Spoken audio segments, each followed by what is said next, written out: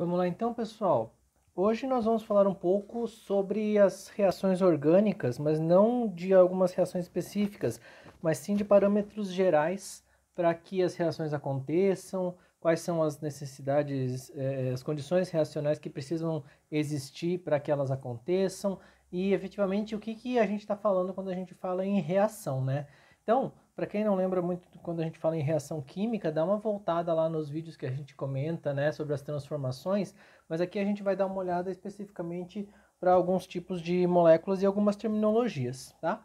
Então, a primeira coisa, né, só para a gente recordar é por que as moléculas vão reagir, tá? Então, o primeiro ponto importante é lembrar que toda vez que ocorre uma reação, ela vai buscar uma diminuição de energia, ou seja, a gente sempre vai ter uma busca pela tão sonhada estabilidade, né? Então essa estabilidade que as moléculas atingem fazem com que elas então tenham propiciamente uma reação.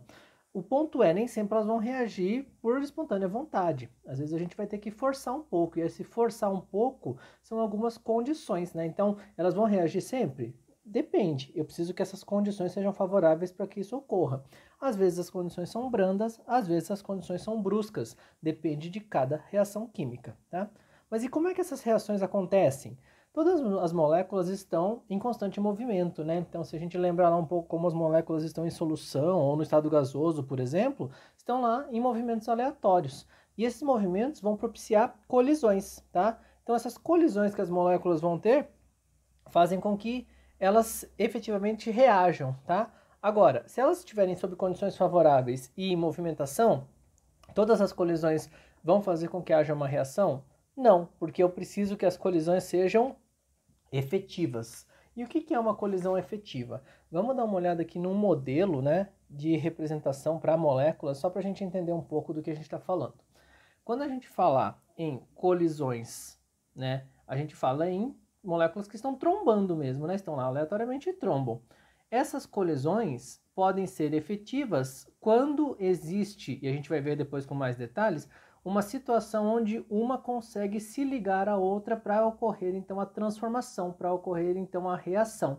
E aí formando uma nova molécula que é o meu produto. Reagentes, produtos, tá? Então, reagentes passam pela transformação e formam o produto. Agora, se essa colisão não for efetiva, ou seja, o sítio, o lado, o ponto da molécula que tromba com a outra não é efetivamente o que reage, esta colisão não é efetiva. E o que acontece? Esses reagentes permanecem como estão, com seus movimentos, então, agora nos sentidos contrários, né? Então, depois da colisão, elas vão mudar o sentido da rota e vão provavelmente colidir com outras moléculas.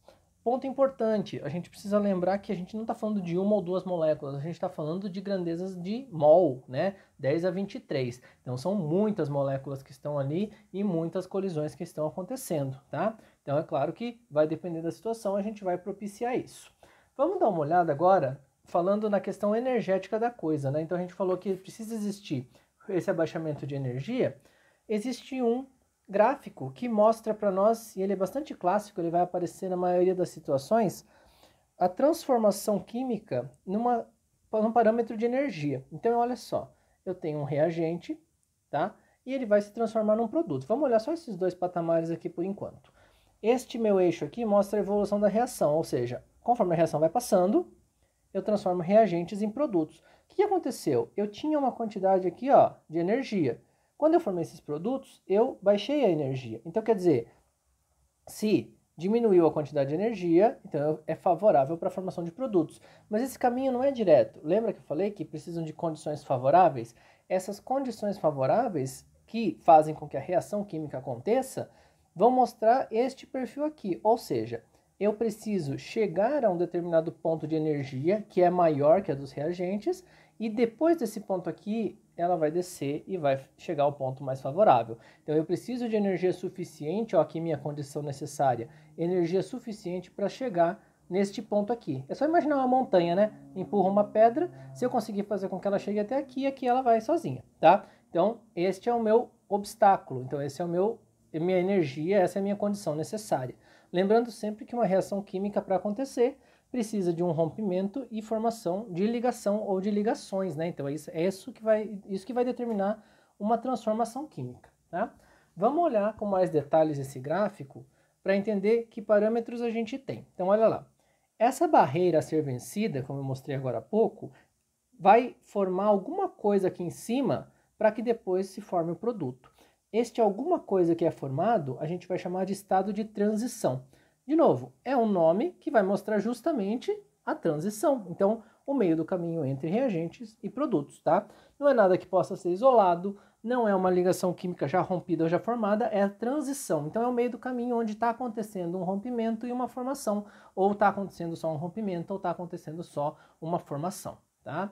E essa energia necessária para chegar nesse estado de transição, a gente chama de energia de ativação. Então, eu preciso dessa energia para ativar a formação desse estado e, consequentemente, propiciar a formação de um produto, tá? E aí vamos dar uma olhada num gráfico um pouquinho mais complicado, mais complexo aqui, desse sistema, só para entender as representações, ó. Ali eu tinha só um início e um fim, então um início e um abaixamento de energia. Agora eu tenho vários, tá? Então, estes símbolos que estão mostrados aqui em cima são estados de transição. Uma reação não precisa ter só um estado de transição. Ela pode ter vários estados de transição. Só que aqui embaixo, em cada ponto de abaixamento de energia depois desses estados de transição, eu tenho intermediários, que são geralmente espécies, né, moléculas que têm carga formada, mas que ainda vão reagir. Então aqui ficam os meus reagentes, aqui os produtos que eu estou objetivando ou que eu quero estudar. Aqui no meio do caminho pode passar por alguns intermediários, né? Então, intermediários, por exemplo, a gente vai falar aí muito de carbocátion, né, de carbânium, que são carbonos com carga positiva ou carga negativa, eles vão existir aqui. Aqui, de novo, é ou rompimento ou formação, ou rompimento e formação de ligações, que são os estados de transição, esses colchetes com essa simbologia, tá? Então, para tentar deixar um pouquinho mais claro, mostrar para vocês como é uma reação, como é que ela ocorre, né? Como é que eu posso exemplificar. Então, sem se preocupar ainda com qual reação eu estou falando, vamos imaginar que eu tenho aqui, ó, um haleto, né? Que vai ser substituído por outro halogênio, né? Então, o halogênio aqui, bromo, vai ser substituído pelo cloro, tá? Independentemente do mecanismo, a gente não vai ver isso nesse momento, vai entender o que o diagrama de energia nos mostra.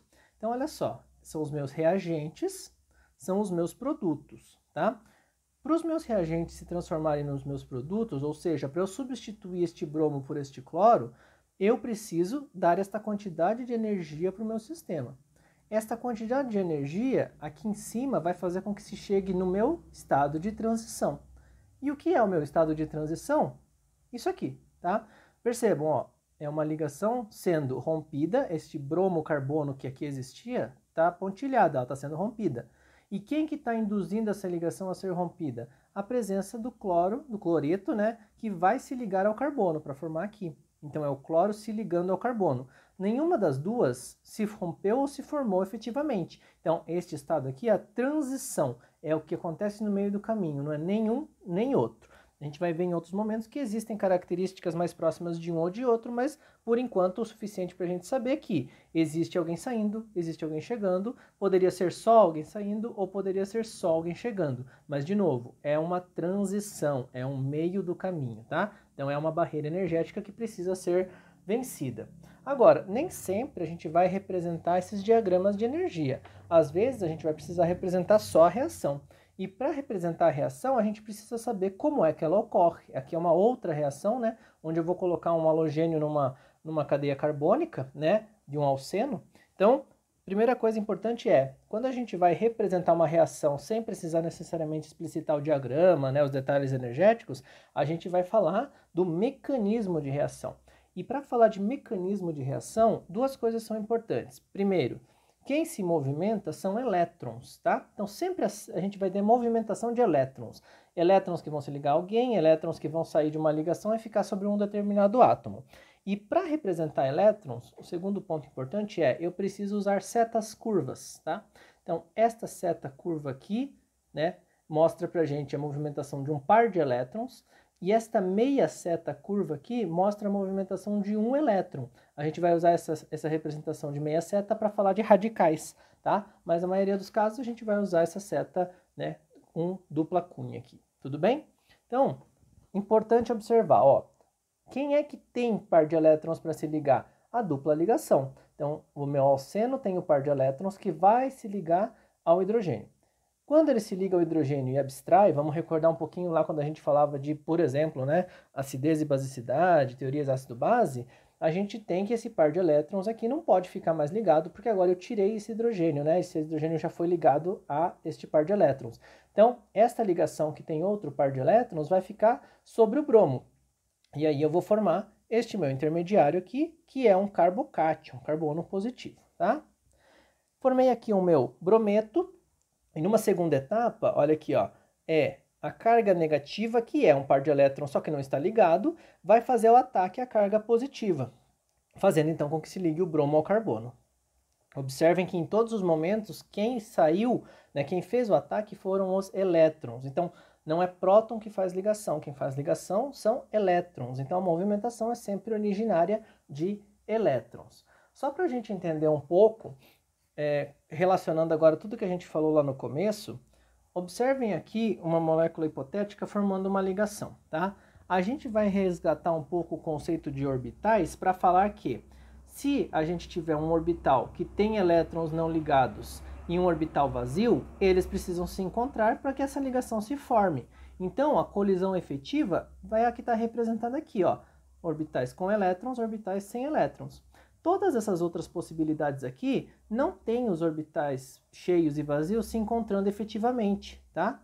Então, ó, eles estão distantes. Tá havendo choque, colisão, mas não é efetiva. Então, a única colisão efetiva que pode acontecer é essa aqui. Consequentemente, as outras possibilidades não vão fazer com que se forme o produto desejado.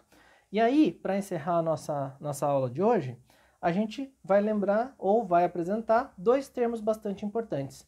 Quem tem par de elétrons disponíveis e faz esse ataque ao orbital vazio é o chamado nucleófilo, né? Filo de afinidade, afinidade pelo núcleo. O núcleo tem o quê? Cargas positivas. Então, se ele vai pegar os elétrons e vai ligar, ele vai ter afinidade dos elétrons pela carga positiva. Consequentemente, quem recebe este par de elétrons para formar a ligação é o eletrófilo, afinidade por elétrons. Então, é quem tem a minha carga ou a densidade de carga positiva, tem essa disponibilidade orbitalar, tem esse espaço vazio para fazer a ligação e, consequentemente, caracteriza uma ligação química formada, né, pela nova ligação aqui que se forma entre o nucleófilo e o eletrófilo. Beleza, galera? Qualquer coisa, dúvidas?